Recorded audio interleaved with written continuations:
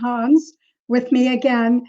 And I wanted her to talk about some very interesting events that continue to happen in our world. And in particular, I wanted to ask Pam about this very strong, well, event tonight, actually, between Uranus and the Sun. And also, what's upcoming for this week is just incredible. So, Pam, first of all, this event tonight with Uranus and the Sun, can we start out talking about that? And then these other issues with Mercury kind of dovetail into that. Sure, that's good. So actually, I think the exact alignment was a little earlier in the day, but basically Uranus and the Sun are together in the sky right now. They're in early Taurus. So Uranus is this very strong energy of rebellion and called the god of chaos, but there's a lot of push for new. Uranus is very progressive. It's very independent. When it aligns with the Sun, we've definitely seen it. There's a big rebellion up against those who are feeling, those who are feeling restricted, who are feeling like their liberties have been taken away and all of that. So there's a lot of restlessness. So Uranus can be very restless energy. So that's, and any time a planet aligns with the Sun highlights whatever that planet represents. Uranus represents that need for liberation, restlessness, all of that. So I was just kind of looking over news headlines before we got connected here to see what relates. And certainly all of the pressure to, release the restrictions and allow people to have more freedom in their lives. I think that's driven by a lot of this Uranus restlessness. I'm not here to say whether it's wise or not. I don't know. But certainly we see that push for liberation, let us free, let us out of our houses. But so there is that. And I was going to talk about the Uranus Mercury piece of it too, because right now Uranus and the Sun are aligned, but then on Thursday, I believe it is, Uranus and Mercury are aligned. So really they're kind of, these two alignments are bookending these 4 or 5 days.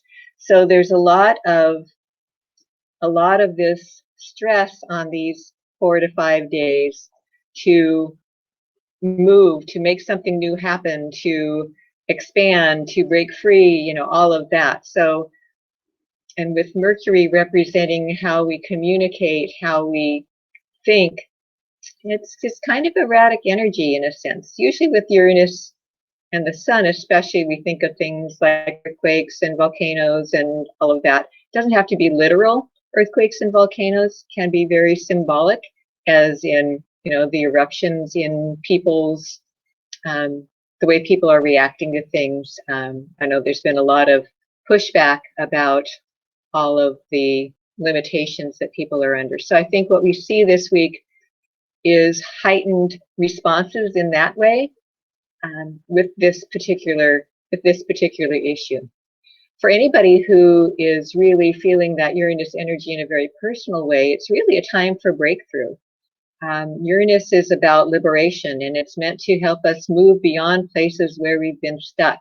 It's meant to help us live more and more authentically. So we can actually take all of that information in now as well. And no matter whether we're still in shutdown, lockdown, or whether we're branching out into the world again, there's still that sense of that we're somehow being reinvented with this whole experience.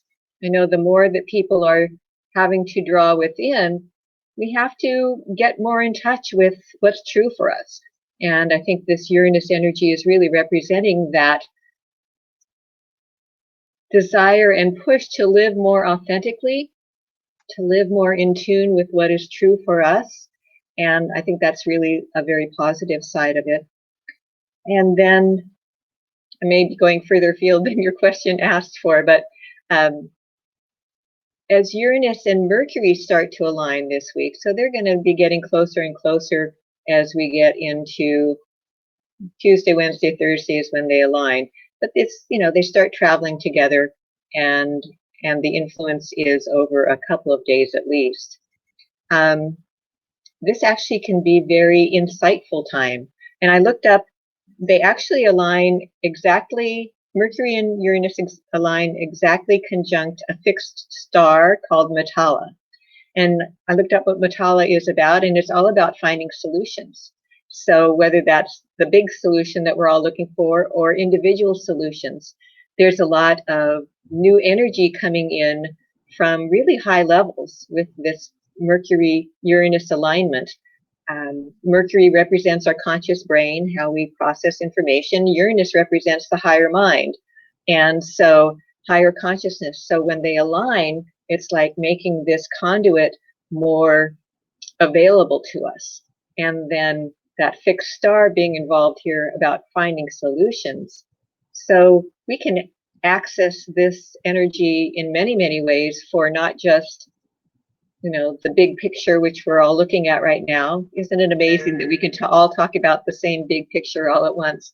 But on an individual level, what are the insights we need for our own lives? What are the breakthroughs we want to make? What do we want to bring through us in a new way that really helps us live even more authentically going forward? Does that make some sense? Yes, that makes a lot of sense. And it almost seems like, if there's any way that we're stuck or resisting, that Uranus is giving us that push to go with the flow. And we are in a major transformation worldwide.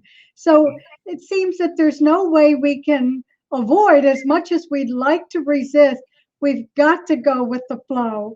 And I know that somewhere in this coming week, Pallas Athena also plays a role in what's happening. Yeah, right. I think that's actually tomorrow. So Pallas Athena is going to square Mercury. Pallas Athena is in Capricorn, so that kind of represents the powers that be, the hierarchy.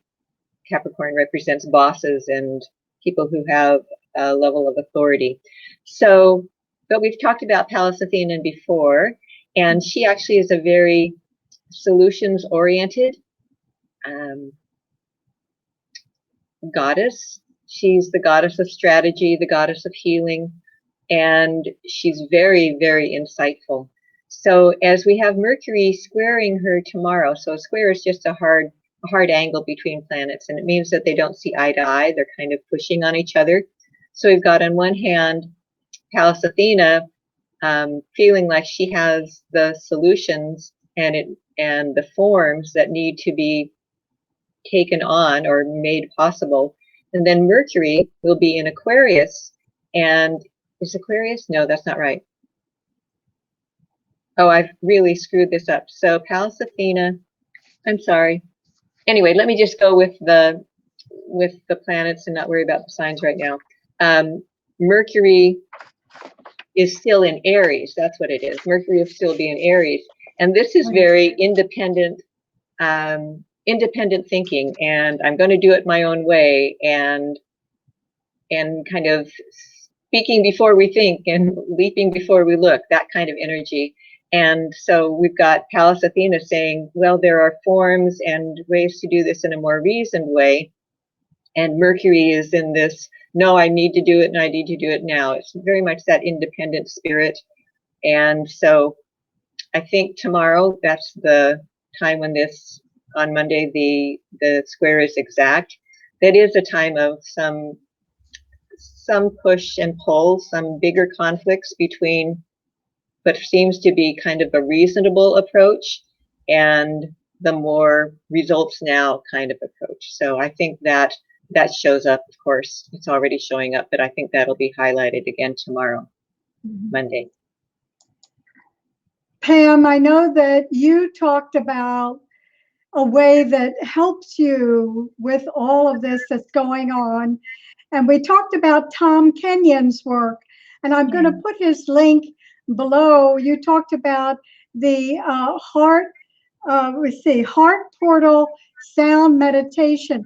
So would you tell us a little bit about that and how it works? Yeah, I would love to. So I was telling Elsie before we got started that, my life is pretty reclusive anyway, so a lot of things haven't really changed for me, but I am very aware energetically. I can wake up in the middle of the night and feel a lot of anxiety.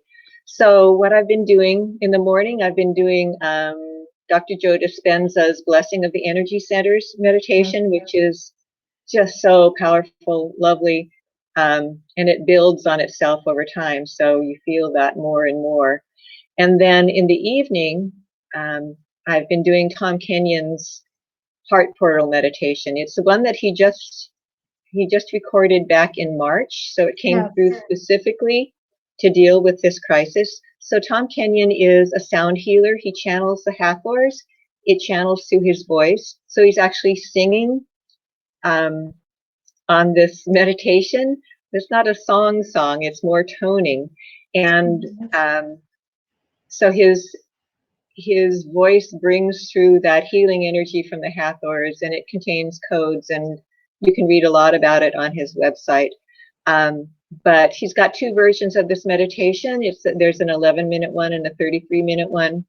And basically, the instructions he gives say to envision a white sphere around the heart center, and then to just focus on the heart while you're listening to the recording. So you don't have to do a lot, but it's very calming, it's very soothing, and you can use it for also opening up portals to other dimensions if you want to at some point. But to me, the basic energy of it is so helpful right now to just kind of do the heart healing. When we're in fear or nervousness or anything, our heart really contracts, everything contracts, but our heart everything pulls in. Yes. And this really helps us expand and helps us feel, I don't know, it's helping me feel more safe. It's helping me feel more kind of buoyant. I know it's definitely feeling like it does feel very heart healing. So I put that link in my journal for the week because I really wanted to make that available for people, anybody who's drawn to it. I think it's been really helpful for me. So Pam, I mentioned to you before we went on as well, and I will say that many of us have a sensitive energy field. So we're feeling the collective world upsetment and panic. And one easy exercise we can do that sort of coordinates with Tom's work is the 3-heart zip up. So we can start down at the pubic bone, 2 hands, and come right up the center of the body and draw a nice heart around us once. Then go back down to the pubic bone again, both hands coming all the way up, a nice heart around us. And then a third time, opening up the heart. And then one last time, we're going to start at the pubic bone, come right up the center to the bottom lip and lock our zipper and throw the key away. And what we're doing is actually, we're opening the heart, but we're also protecting the energy centers at the pelvis, solar plexus, heart, and throat from taking in so much around us. So that might be very helpful. Well, that's great, Elsie. I think that's going to be really important, especially this week, because this heightened Uranus energy really can accelerate nervousness. It's very electrical, and you think about just that extra added level of impulse coming into our brains when we're already kind of overloaded. Just using these meditations, using that exercise that you just showed us, I think it's really, really important this year because this year, yes, that's true, this week especially, just because that Uranus energy is so strong, and thinking about it being electrical energy, and so how important it is to ground, to just stay stay as connected to the core of the earth as possible. This alignment does happen in the sign of Taurus, and Taurus is very earthy. It rules nature. So again, using nature, being out in nature is very, very important for really enabling the energies to work with us in a kind of a softer way, rather than with, having to push us too hard, but allowing the energy to work with us. So I think I also mentioned in the journal today, not only listening to something like Tom Kenyon's work, but any sensory practices that we have, like toning for ourselves, or just thinking about how we use nature in some way, listening to lovely music, and any of those things that really help us feel connected to the planet, which, the planet is so resilient. We've seen that just in, I'm sure everybody's read about how, they can now see the mountains from Nepal that they haven't been able to see for how long it's been since the skies have been polluted. And just to know how strong Gaia is, and how resilient, and we can tap into that energy. We can tap into that centeredness that she has within her, which is always trying to heal and always trying to promote wellness on so many levels. So think about, using sound this week, using any of the tools of the senses that we can, whether it's aromatherapy or flower essences or something like that. I think those will be really a profound tool for this week, especially. Well, I certainly agree with that. And I would also add that when we look at, just when you talked about nature, not only are we as a world collectively going through a transformation, but we can see the magical transformation as all the trees blossom again, and spring is very abundant and bountiful, and not long before we go into summer, and the idea of being by the ocean again, or wherever is your favorite place to be. Yeah. I've also thought that how interesting that this whole thing with the coronavirus, it's not a negative for any other part of the planet but the human population. It's actually a really lovely thing for nature. And it's just interesting to consider that this rebalancing is taking place, and it's kind of up to us to keep our consciousness open about what this is trying to tell us. And I think that's part of this Uranus conjunct Mercury this week too, is that it makes new information available to us. We have to be open to receive it. But if we're talking about this being a big transition time, this is one of the weeks where that energy is really focused, because this is about progress, and it is about new ideas, new solutions, and those are more available to us this week. So it's a lot of positive potentials for us. So one other thing that we can do to enhance that and be open to receiving is a really simple exercise. We could take one hand and put it right on top of our head, sort of at that baby soft spot, and our other hand right across the forehead. When we're up on the baby soft spot, that works with heart meridian. When we're across the forehead, we're kind of calming down that busy brain and allowing ourselves to receive higher intuitive information. Oh, so that's lovely. it feels very good usually. Yeah. So do you just sit like that for a while, or what do you?